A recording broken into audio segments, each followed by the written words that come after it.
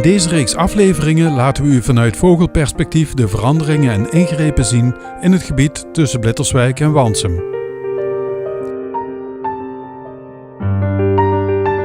In deze eerste aflevering starten we in het noorden van Wansum, waar Modermaas bezig is met de aanleg van de rondweg.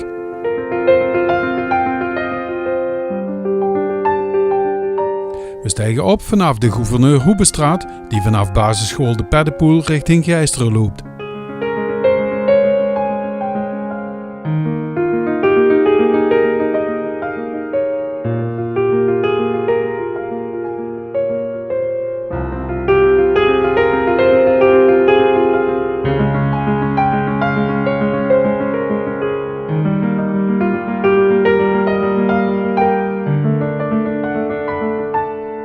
In de verte ligt het golfterrein van Gijsteren en we naderen de Meerlose baan.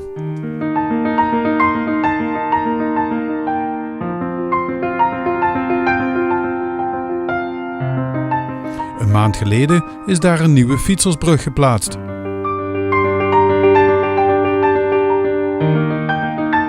De Meerlose baan is dan nu ook afgesloten voor motorvoertuigen. Verkeer richting Gijsteren dient de parallelweg, nu rechts in beeld, te gebruiken.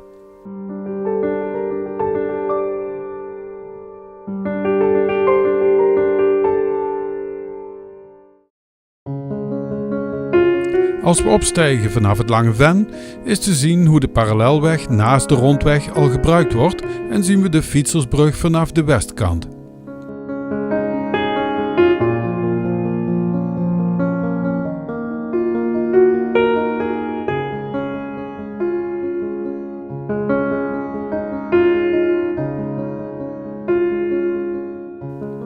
Ver in de achtergrond de 3 kenmerkende silo's langs de haven. Geheel rechts het deels al geasfalteerde nieuwe fietspad.